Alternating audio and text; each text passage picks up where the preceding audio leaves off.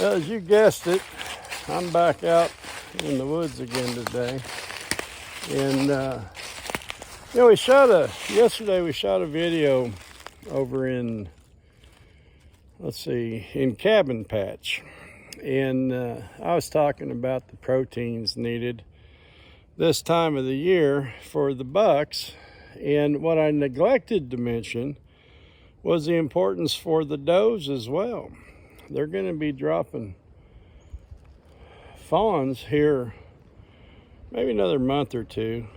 And, proteins are important for the development while the new stock is still in the womb. And even more importantly, once they start nursing, most of your adult does are going to have twins. There's going to be some that just have singles, and a few that'll have triplets. And, they need protein as well. And this is the time of the year when it's probably most important. And another thing that I mentioned yesterday was I was talking about what we seeded last year. You've seen the clover and the rye. And I mentioned that rye is not my choice. Okay, and it's not. There's, in my opinion, I think there's better things to seed in the fall of the year. But rye is a good thing in its own respect because it's going to green up faster than just about anything else. I've been watching these feed plots all winter long, and to be quite honest with you, they never did actually ever go brown. But, there was a couple times they were extremely white. But the first thing that comes in, at least in these, is going to be the rye. The clover is going to come in early too, but it's going to come in after the rye. So it's important to have something out there that'll green up and green up fast. And walking around through the woods this morning kind of gives us an example of why. In the fall of the year, they got plenty of acorns. They still got lots of leaves on the trees and stuff like that. I'm going to turn my camera around. Now try to get it in. Yeah, there's part of an acorn. There's just not, there's a little bit, looks like rabbit drops. There's another part of an acorn. There's sticks and twigs and brown leaves. And deer are going to eat on that kind of stuff when they have to, when there's nothing else available for them. I think I've mentioned it before. I may not have. They typically eat 5 times a day.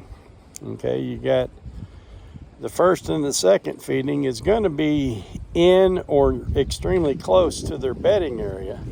That third feeding of the day, that's the one that hunters key on because that's going to be, somewhere around sunset, just a little bit before. And then they got 2 more in and close to their bedding areas again.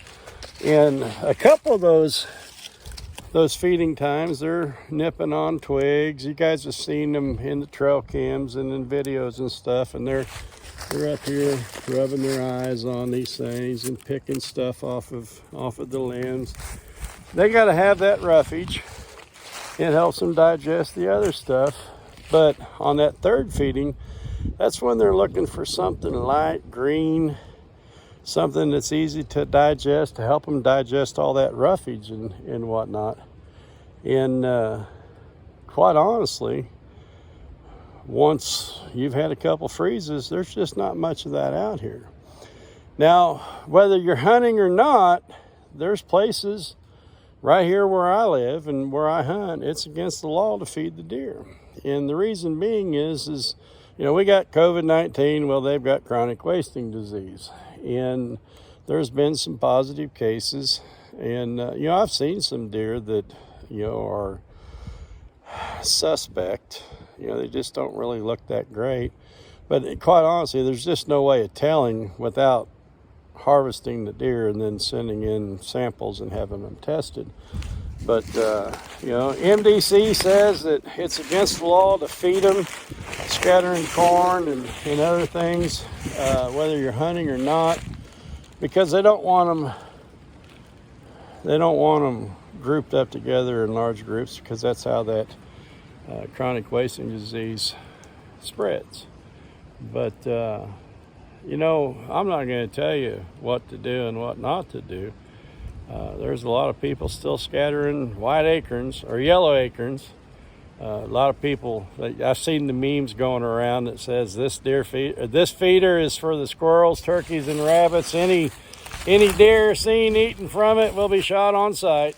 You know, that's whatever. But you know, taking a look around, we're out in the woods, obviously, and there's just not much down here low for them to eat. And this is one of the things. This little tree right here. It's down close to the ground. They can pick these nice little green leaves off of it. And but one of the things that we focus on, and this is an area that I haven't got to yet, you can see that all the timber that's not dead is still standing. But one of the things that I like to do is I'll come over here with this tree. Get here right here next to it. I like to make a hinge cut about waist high, that way I don't have to bend over. And instead of separating that tree completely from the trunk, I'll cut through and let it fall natural and still connected to the bark or the edge of the grain on one side. You gotta be careful when you're doing that. Y'all know about them barber's chairs? They'll take your scalp off in a hurry.